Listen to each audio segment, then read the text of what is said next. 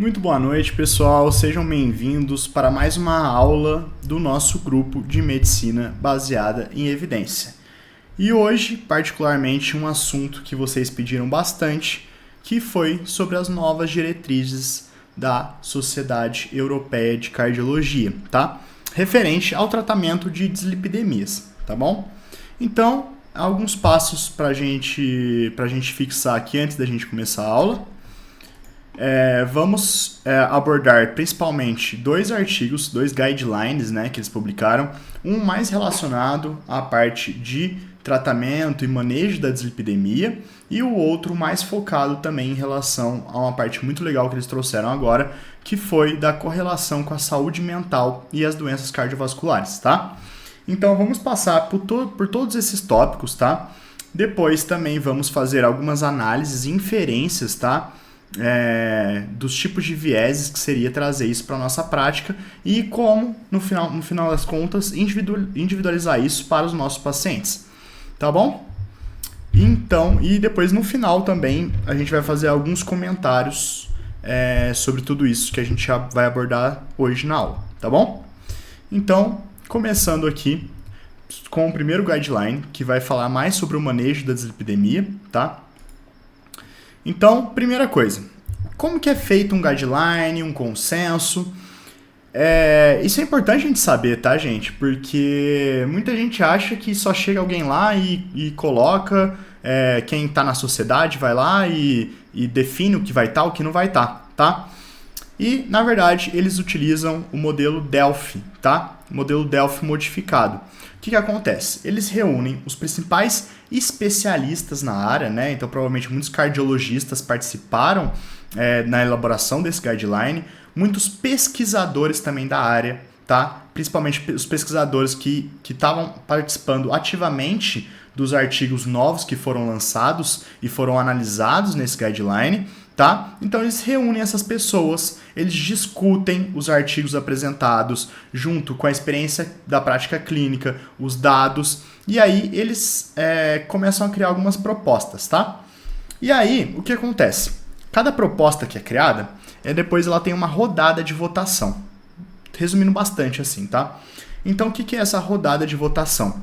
A rodada de votação é onde todos os participantes, tá? Isso geralmente é feito por formulário.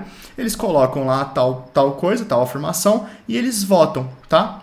Então, para aquilo ser aprovado e constar no guideline, e realmente todo mundo acha que aquilo faz sentido, ele tem que ter uma taxa de concordância. Nesse caso, a pré-estabelecida é maior do que 75%, tá bom? Então, tudo que está aqui, mais de 75% dos especialistas, dos pesquisadores, aprovaram e concordaram, tá? Com essas proposições. E quais foram os artigos analisados? Então, a gente tem, do último guideline para esse, um gap de tempo de 6 anos, tá? O último guideline foi em 2019, esse agora de 2025. Então, esses são os principais artigos que entraram e foram analisados entre 2019 a 2025, tá bom?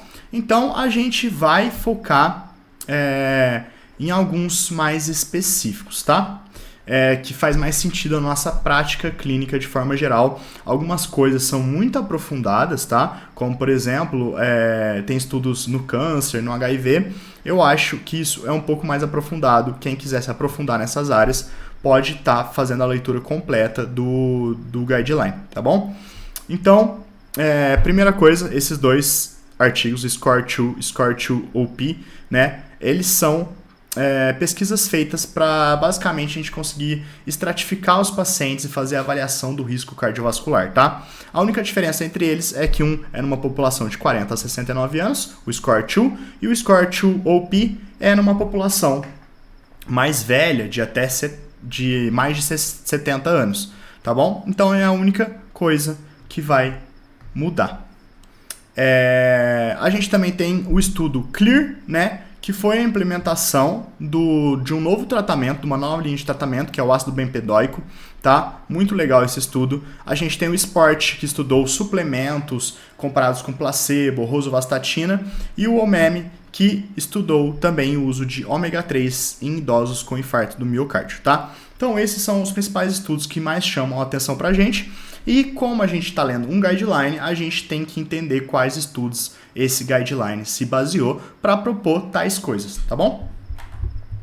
E aqui eles deixam os níveis de recomendação, o nível de evidência, né? Então, classe 1, classe 2, 2A, 2B, classe 3, então a classe 1 seria recomendado ou indicado. Dentro da classe 2, 2A deveria ser considerado. A classe 2B poderia ser considerado.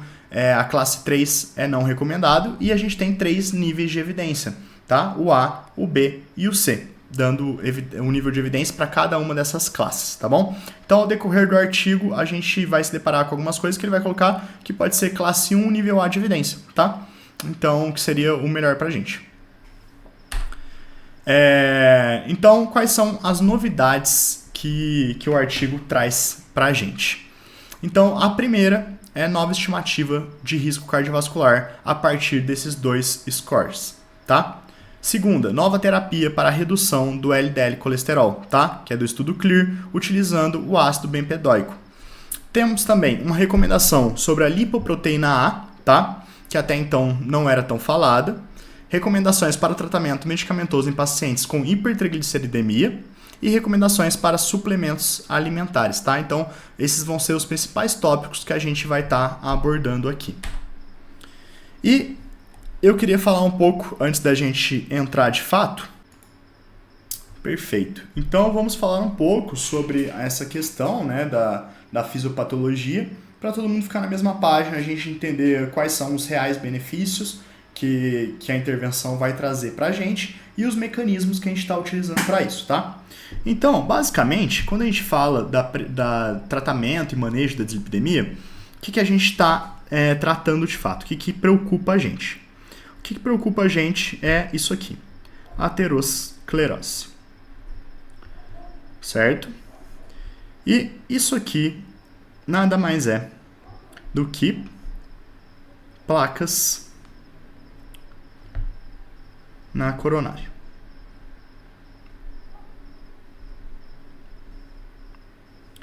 Beleza, então basicamente como que acontece? A gente vai ter aqui a nossa coronária passando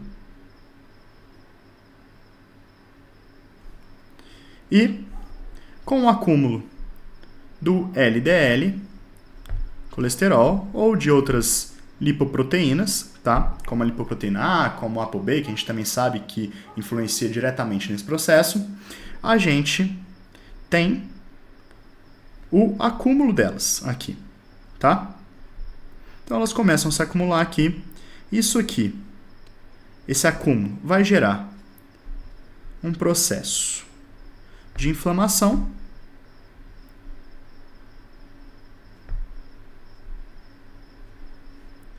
E aí, então, esse processo de inflamação vai ocasionar a deposição dessas placas na coronária, certo? Então, basicamente, a gente está falando de placas, prevenção e tratamento de placas, tá? E quando a gente está falando em termos da intervenção, quais são os benefícios dela para o nosso paciente? Então, a gente sabe hoje que o LDL e doença cardiovascular, ela tem uma correlação linear. O que quer dizer isso? Quer dizer que quanto maior for o meu LDL e mais tempo de exposição eu tenho a ele, maior o meu risco cardiovascular, tá? Então, qual que é a nossa meta? A nossa meta hoje, quando a gente fala sobre isso, é reduzir o LDL, tá?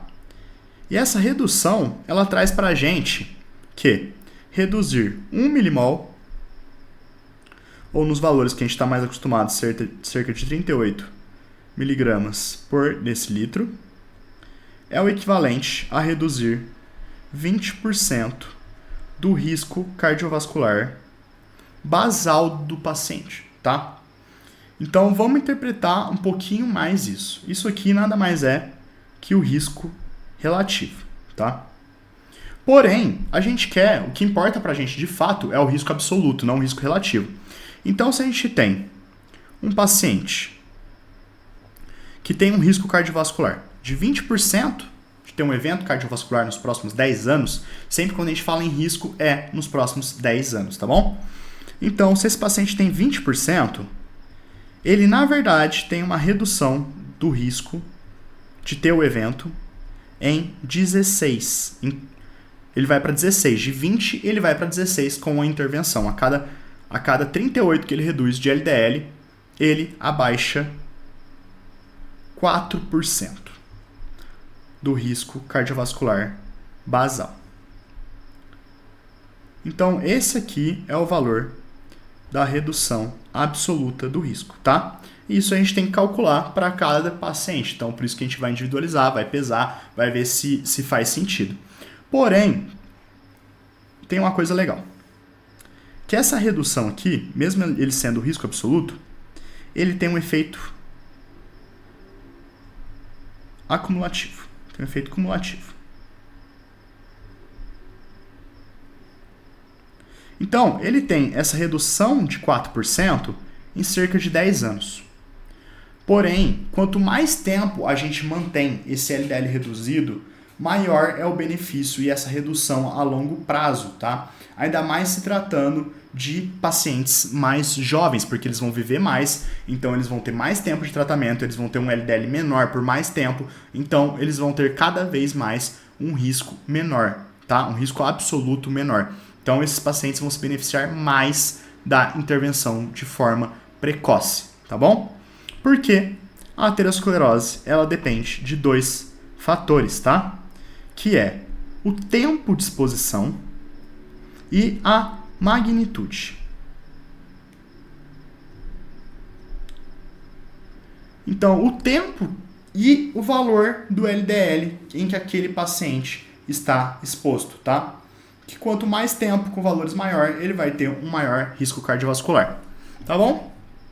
Então, basicamente, posto isso, tá? Pra gente conseguir tá na mesma página da fisiopatologia, da intervenção, quanto que está se beneficiando cada paciente, vamos seguir com os guidelines. Então, quando dosar o perfil lipídico, tá? Tem algumas divergências na literatura, o próprio guideline ele não traz pra gente, mas a USPS Task Force traz que todas as pessoas maior que 35 anos devem fazer o rastreio com perfil lipídico, tá? Ou de 20 a 35 anos, se essas pessoas já tiverem algum fator de risco cardiovascular, tá? A American Heart Association, ela é um pouco mais liberal, ela fala que todos acima de 20 anos já devem rastrear pelo menos uma vez na vida, tá? E o guideline ela traz pra gente que caso esse valor de LDL venha maior do que 190, temos também que estar investigando hipercolesterolemia familiar nesse paciente, tá bom? Então, vamos fazer o passo a passo. Primeiro passo, a gente vai estratificar esse paciente, definir o risco cardiovascular dele. Segundo, a gente vai definir o alvo e as metas que a gente quer atingir. O terceiro vão ser, de fato, o tratamento. 4, a gente vai reavaliar esse paciente de 4 a 6 semanas, que é o tempo que a gente consegue ver a mudança completa a partir da implementação. E o quinto, a gente vai avaliar o alvo e a meta, se ele chegou no alvo e na meta que a gente queria, e vai ajustar a medicação caso necessário. Então, primeira coisa que ele traz pra gente de legal esse estudo. Essa tabela é muito legal, tá? Então, essa tabela já estratifica o risco cardiovascular sem a necessidade de calculadora. Então, quer dizer que, pelo menos no muito alto risco, eu deixei aqui traduzido para português, se ele tiver algum desses critérios, ele já é muito alto risco, independente da gente utilizar a calculadora ou não, tá bom? Então, muito alto risco, vamos chamar a atenção aqui. Então, já tem uma doença aterosclerótica cardiovascular documentada, seja ela clínica ou um achado em algum exame de imagem. Então, uma síndrome coronariana aguda, um infarto prévio, uma angina estável, AVC, ataque transitório isquêmico, algum tipo de revascularização já realizada, ou no exame de imagem a gente tem uma presença de placa significativa na angiografia coronária ou tomografia, tá? Com um score de cálcio maior do que 300, tá? Caso o paciente ele tenha algum desses fatores, ele já é muito alto risco direto, tá? Caso não tiver, a gente vai para a calculadora e depois dá uma olhada também aqui na tabela para ver se ele se encaixa em algum desses fatores. Se ele se encaixa, se a calculadora deu moderado, mas ele já se encaixa em algum dos fatores do alto risco, ele já vai permanecer direto também no alto risco. Mas se ele aparecer no moderado risco e a calculadora der um risco mais elevado, ele sempre vai para o grau mais elevado, tá bom?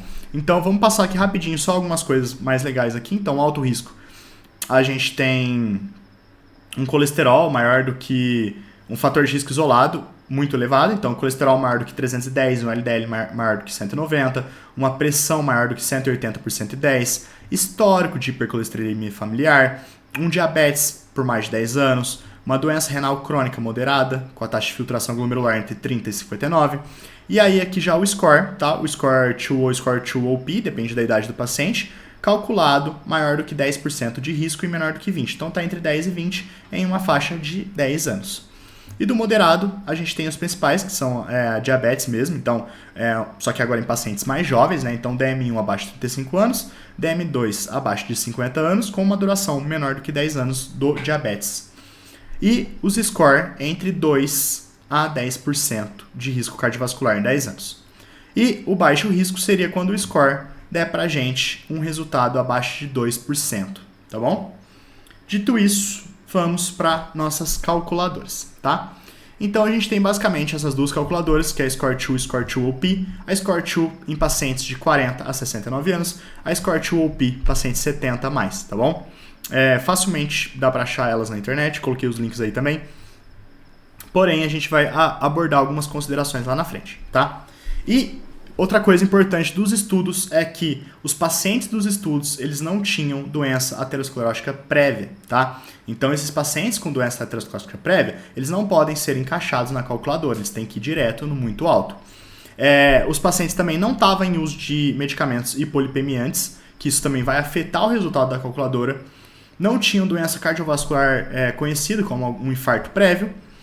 A calculadora, ela não pode ser reestratificada, tá? Então eu não posso usar a calculadora para estratificar o meu paciente e depois fazer uma reestratificação do paciente, tá? Porque ele já vai estar em uso de intervenções e tratamentos, então tem que ser a primeira vez, tá?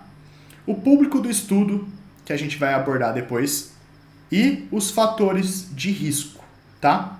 Que também vai influenciar se esse score talvez ele possa subir ou se manter estável, tá? Então, basicamente, a gente olha a nossa tabela, classifica na tabela. Se não for muito alto risco, vamos usar a calculadora. Depois da calculadora, a gente também vai dar uma olhada, isso aqui que é bem legal, que são os fatores de risco, tá? Os fatores riscos, fatores modificadores do risco cardiovascular. Então, queria chamar a atenção a algumas coisas, né? Como, por exemplo, agora a gente também tem o transtorno psiquiátrico grave, que a gente vai ver lá na frente. A gente tem os biomarcadores, então o PCR ultrassensível maior que 2 persistente e a lipoproteína A maior do que 50, que a gente vai falar só um pouco dela mais pra frente também, tá? Então, caso você esteja em dúvida, a calculadora bateu ali risco moderado, mas aquele moderado no limiar inferior, mas ele tem algum desses fatores, você já deve começar o tratamento, tá bom? Aqui ele coloca só uma tabelinha resumida pra gente, né? Dos valores, né? Então, qual seria o risco cardiovascular, o valor de LDL que esse paciente está. Então, baseado nisso, qual seria basicamente o tratamento aqui, tá bom?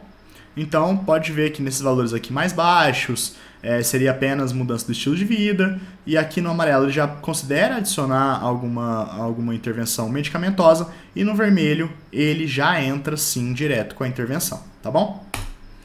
A gente também tem dividido aqui os riscos, né? Então, baixo risco, moderado, alto, muito alto, e a gente tem um risco novo, que é o risco extremo, tá? Então, o risco extremo, eles colocam pra gente uma meta de LDL agora menor do que 40. Que a gente vai ver também o que entra nesse risco extremo. Então, basicamente, baixo risco ficou igual, LDL, meta de LDL menor do que 116, moderado, LDL menor do que 100, alto risco menor do que 70, muito alto risco menor do que 55, e agora temos o extremo risco, que é o LDL menor do que 40, na onde a gente vai lançar mão principalmente dos inibidores PCSK9, tá? Então, o que seria o extremo risco? Recorrência de eventos cardiovasculares em uso já de terapia otimizada, uma doença arterial periférica, uma doença arterial coronariana, isso já seria diretamente classificado em extremo risco, tá? E a gente teria essa meta, é uma meta realmente um pouco difícil de alcançar, né? Menor do que 40, ainda a depender do basal do paciente, mas ele deixa aí essa recomendação. E quais são as terapias que a gente pode abrir mão para a gente chegar nessa meta? Tá? Então, inicialmente, a gente sempre começa com estatina, com base na potência que ela vai reduzir, tá? E tudo isso baseado nesse estudo IMPROVE-IT. Então, para alto e muito alto, a gente precisa de uma redução de pelo menos 50% do valor basal do paciente. Caso esse valor basal seja tão alto que você acha que não tem perspectiva de atingir essa meta, a gente já utiliza uma terapia dupla com estatina mais ezetimiba. Outras opções, então, para a gente utilizar depois de entrar com a estatina é a ezetimiba, o inibidor PCSK9, tá? Que a gente tem 2 exemplos aqui, e a nossa grande novidade, que é o ácido bempedoico, que a gente vai falar um pouco mais. Ah, mas qual opção eu entro depois da estatina? Tá? Isso vai depender, tem que individualizar seu paciente, ver quais são os riscos de cada medicação e utilizar a medicação que for mais adequada para o paciente. No caso agora, então, de intolerância à estatina, o que a gente usa? A gente vai usar o ácido bempedoico, tá? O ácido bempedoico ele é dose única, 180 mg por dia. E muito legal que esse estudo, que é o Clear Outcomes, que comprovou a eficácia dele, tá? Ele já traz até a eficiência dele. Então, a gente tem que, em monoterapia, ele consegue reduzir cerca de 23% do LDL basal. Associado à estatina, ele tem uma potência um pouco menor quando associado à estatina, então ele 18%, e foi visto que quando associado à ezetimiba, ele aumenta a potência. Então tem uma relação sinérgica entre as duas, chegando a 38%, que inclusive é a formulação que a gente tem disponível no Brasil, já é o ácido bempedoico com a ezetimiba, tá?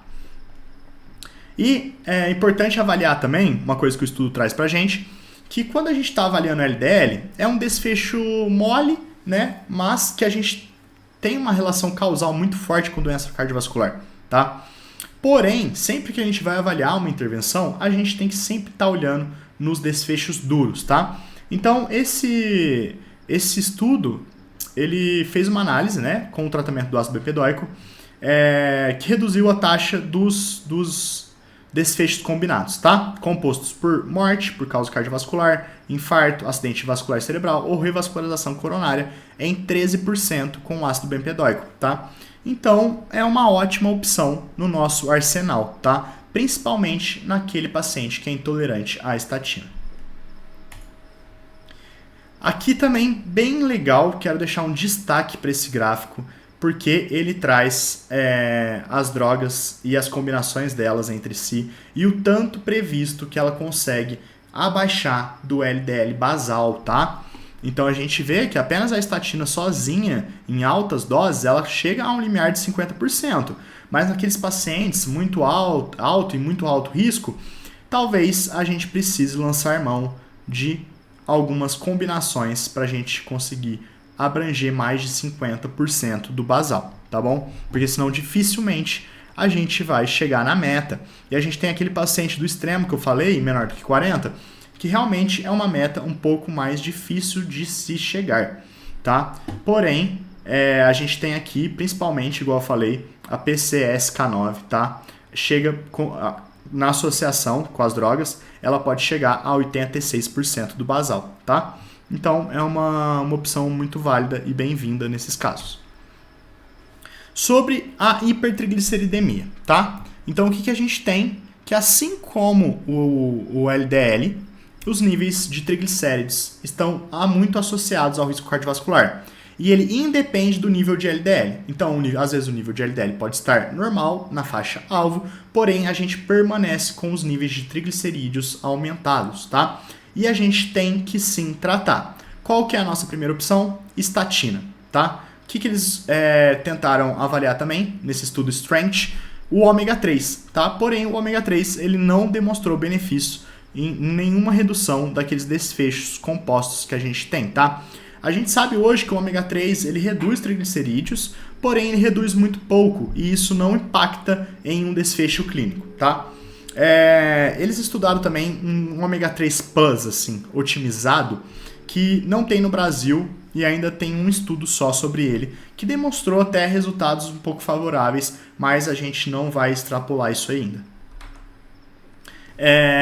Mais aqui, de outros tipos de suplementos alimentares e risco cardiovascular. Foi o que os estudos Sport e OMEME analisaram, tá? E o que eles trouxeram pra gente? Que dietas, suplementos alimentares ou vitaminas não tem nenhum documento que comprove a eficácia ou a segurança, tá, para diminuir o LDL, tá? E não são recomendados, tá? Então, o que a gente tem para redução de LDL são aquelas medicações que eu já falei.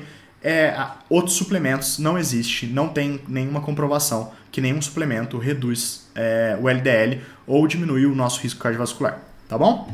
Então isso é importante também a gente falar. Lipoproteína A, muito destaque também para ela, tá? Uma prima do LDL, que assim como o LDL tem uma relação direta e linear com doença cardiovascular aterosclerótica, a lipoproteína A também tem.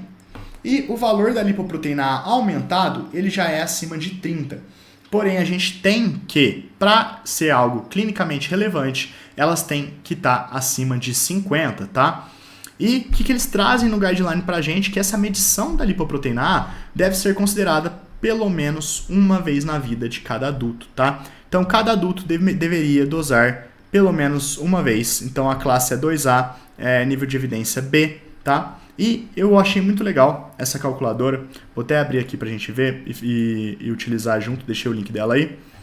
Que ela utiliza a lipoproteína A, tá? Como um marcador e também dá um gráfico pra gente. Então eu achei bem legal. Vamos colocar aqui um caso hipotético. Paciente de 50 anos com colesterol de 200, um LDL, vamos colocar de 160, nem tão muito alto, nem tão muito baixo. Um HDL, vamos colocar HDL bonzinho assim, 40. Uma pressão de 130. Não tá tomando medicação para pressão. Alturas, vamos botar aqui 175, 90 quilos. Beleza, não tem diabetes, não fuma. E é isso, vamos fazer um pouquinho mais leve. Vamos calcular aqui. Então, o risco que a gente tem de ter um ataque cardíaco ou um AVC nos próximos... com 80 anos é 22,9%, tá? Então, eu coloquei aqui que o nosso paciente tinha 50 anos. Então, ele dá aqui, com 50 anos, o risco desse paciente ter algum evento cardiovascular é de 0,4%.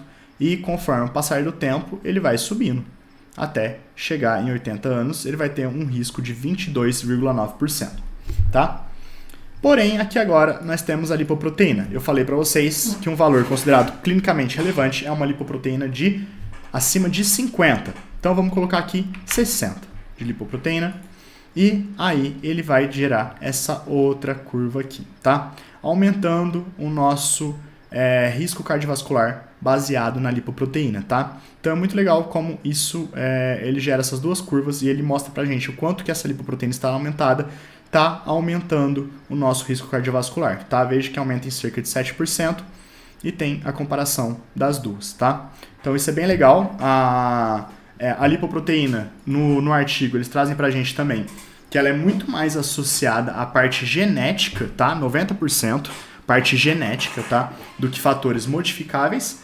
E eu acho que o futuro da cardiologia também tá buscando medicamentos e intervenções que visem reduzir essa lipoproteína. Então, às vezes, com pacientes com uma lipoproteína A mais elevada, talvez a gente deva considerar fazer um tratamento otimizado do LDL, visto que esse paciente tem um risco mais elevado do que, na verdade, a gente acha que ele tem.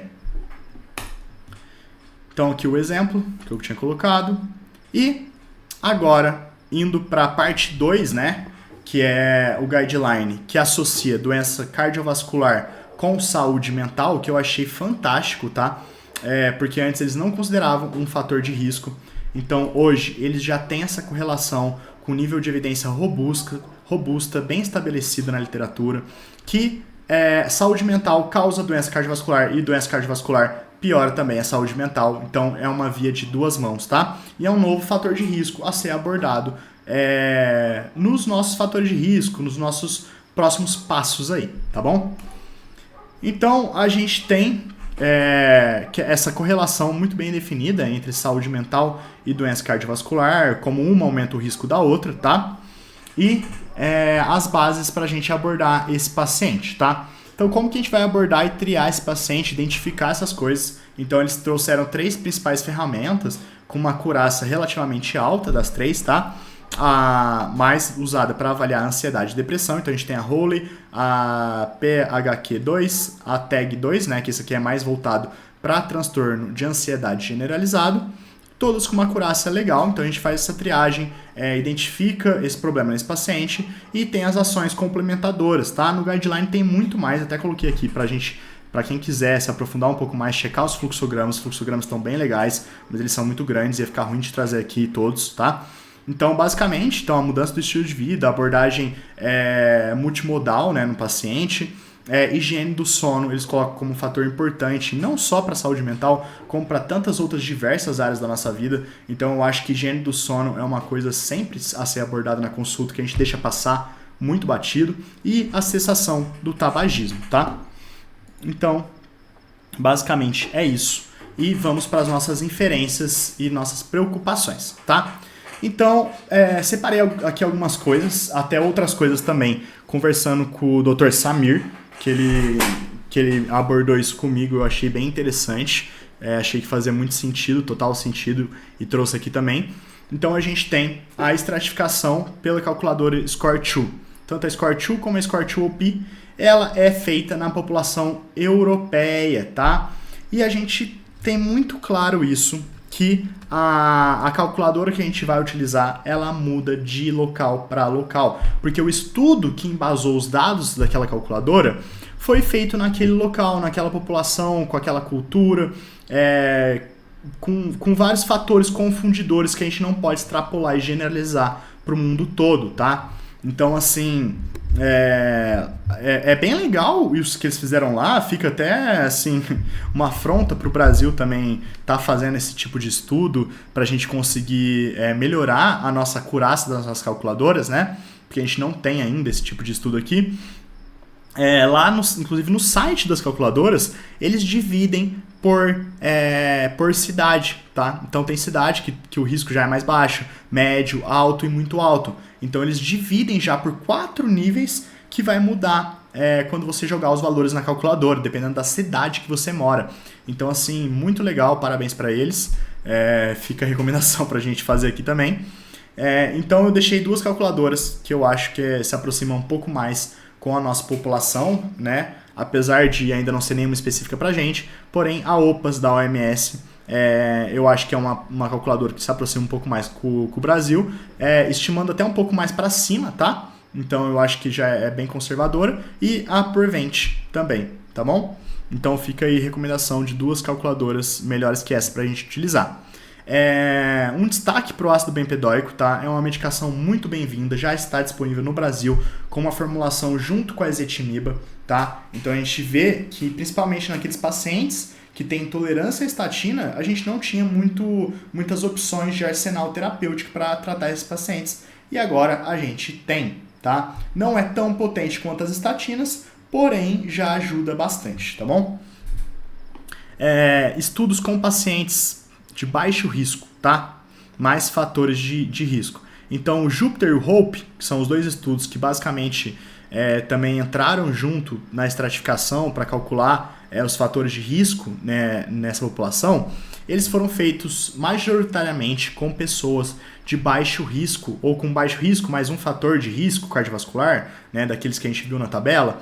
Então, também a gente tem que ficar atento a isso, tá? Não dá para extrapolar. E outra coisa, que a calculadora, ela só foi avaliada em população 40 anos mais, tá? Então a gente não pode utilizar aquela calculadora se o nosso paciente for mais jovem que isso, porque senão os dados não vão ser compatíveis, nem tem como você colocar essa idade lá, tá bom?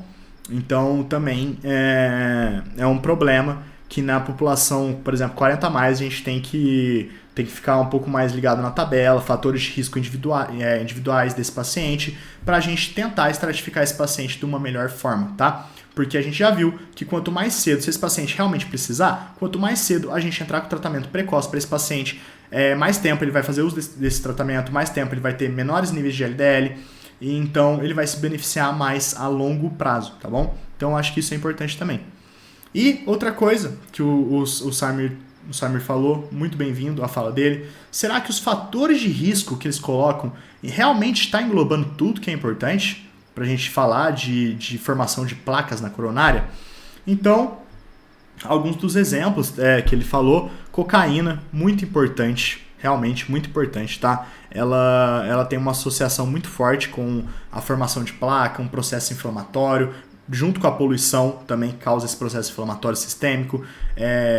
Então, assim, são fatores muito importantes. A gente tem um anabolizante, tá? Que hoje, essa população que faz uso de hormônios para uso recreativo está crescendo muito. E a gente não tem nenhum fator de risco para essa população, tá? E, no mínimo, assim, só da pessoa usar anabolizante, ela já seria, pelo menos, moderado risco cardiovascular, tá bom? Independente da idade e de qualquer outro fator, tá? Se ela tiver ainda mais alguma coisinha que joga ela um pouquinho mais para cima, já pode enquadrar ela em muito alto risco e já começar um tratamento precoce para essa pessoa, tá? Pra gente ter uma redução de danos aí. Então, uma mensagem final que eu queria deixar é muito cuidado e cautela na individualização, sobretudo pacientes de baixo risco cardiovascular, tá bom? E lembrando que guideline não é para a gente seguir às cegas, a gente sempre tem que utilizar as evidências a nosso favor, mas a gente não utiliza a evidência para tomar conduta, tá bom? A gente utiliza ela a nosso favor para a gente entender e compreender melhor um pouco mais da situação, tá? Então, assim, eu só fico preocupado com essas várias divisões, elas criam uma falsa ilusão que a gente tem livre escolha, tá? Que a gente está individualizando o paciente, quando na verdade a gente não está individualizando tão bem assim o paciente, só porque eles colocam vários níveis de estratificação para a gente, tá bom? Então, uma coisa para refletir, a gente ter cautela, sobretudo quando a gente pensar em entrar com estatina para paciente de baixo risco cardiovascular, será que ele se beneficia tanto? Será que o risco absoluto dele é tão alto assim? Né? Então, colocar na balança custo-benefício, os riscos, então, assim, muita cautela, tá bom? E além disso, fico à disposição, tá? Como essa aula teve que ser gravada, fico à disposição lá no grupo, ou pode entrar em contato em algum desses locais aqui, que a gente pode discutir alguma informação, a gente pode debater alguma coisa, se tiver algum argumento contrário dos que da minha visão aqui, pode mandar também, que a gente conversa, a gente debate, e a gente pode trazer isso, tá? Outro fato também é que o Brasil também soltou uma nova diretriz, tá? Recentemente, e provavelmente a gente deve abordar também nas próximas semanas, tá? Pra gente ver e pontuar quais são as principais diferenças da sociedade europeia e se realmente também a brasileira tá fazendo sentido pra gente, tá bom? Mas muito legal, tá? O guideline deles, os estudos muito legais. Sobretudo, o que eu achei mais legal aqui foi o uso do ácido bempedoico, tá?